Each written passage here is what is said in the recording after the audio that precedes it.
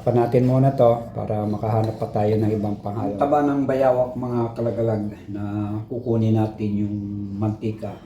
At para maproseso to ay huhugasan muna natin mabuti na matanggal yung kanyang mga dugo-dugo para pag pinamantika natin to ay yung langsa ay dapat hindi natin maamoy at maging malinis.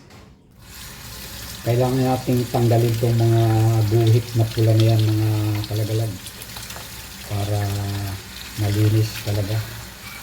Ito mga pula na yan, yung mga parang ugat para nawala yung langsa nito at hindi rin ito langawin kapag binilad natin para hindi ito mangamoy na kapag ito ay nabilad na sa araw ay kusa na lang itong matutunaw dahil nasa init ng sinag ng araw mga idol.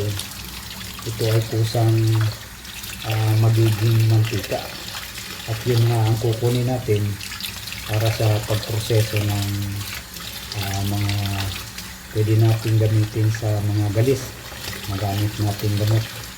Ito ay practice pa noong mga sinaunang panahon na ginagamit din ito ng mga katutubo. Ayan mga idol, alisin natin itong mga ugat-ugat na mga parang kulay-pula, yung dugo ba. Ayan, malinis ng mga kalagalan. At itong isa ay meron pa. Ayan, kailangan natin linisin ito para sigurado na ang gagawin natin ay hindi mangamoy o magulangsa. Pero pag natapos naman to ay meron tayong ilalagay na para ito maging mabango. Kapag in-apply natin ay hindi amoy langsa. Yung mga kalagalag malinis na natin at kailangan pa natin itong talain sa screen para matanggal yung tubig at sigurado na kapag ito ay ating binilad sa araw ay tuyong-tuyo ang ating taba na gagawing mantika. So salain muna natin to ng mga ilang oras para maalis yung tubig at matuyo. Yan mga kalagalag, gumaraw na at napakaganda ng init sa panahon ngayon. At dito lang natin to inibilad sa bubungan. At yan ay kapag nasikatan ng todo ng araw, yan ay magmamantika at masasahod na dito sa stainless na panahod natin. So yan mga kalagalag ang ating taba ng bayawak sa pagproseso nga ng mantika nito. At yun nga, ang paggawa nito ay binibilad lang sa araw. So maghapon ay makikita natin kung ano magiging resulta ng pagmamantika ng taba ng bayawak na to mga kalagalag.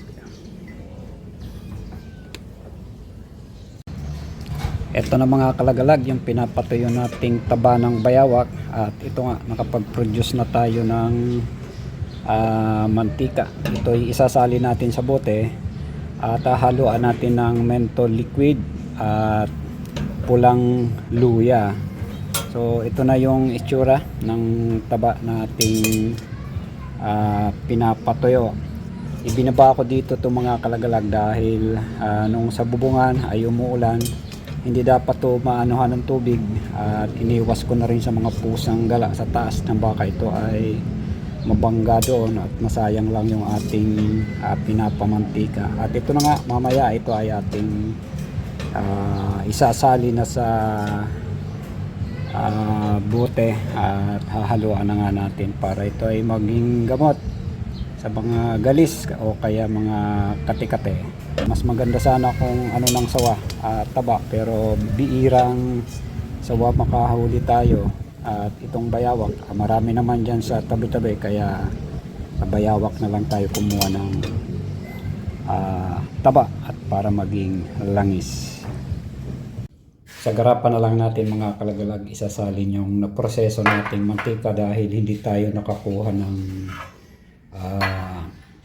botilya at ito gagamitan natin ng salan at ito yung ating mantika. Para mas malinis nga ay kailangan natin gamitan ng salaan para maging malinis yung mantika natin. Kapag hinahaplos natin sa ating mga galis-galis o mga kate ay wala tayong masasalat na mga kung ano man ang nakahalo dito. So yan mga idol, ito yung napagsalaan natin. Ayan. Ayun mga kalagalag, ang linaw. Ito ay mabisa din kapag linagyan natin ng luyang pula. Dahil may rayuma ako mga kalagalag, nirarayuma na tayo. Ito ay maganda rin ihaplos kapag nakumpleto na natin yung mga ilalagay nating sangkap dyan.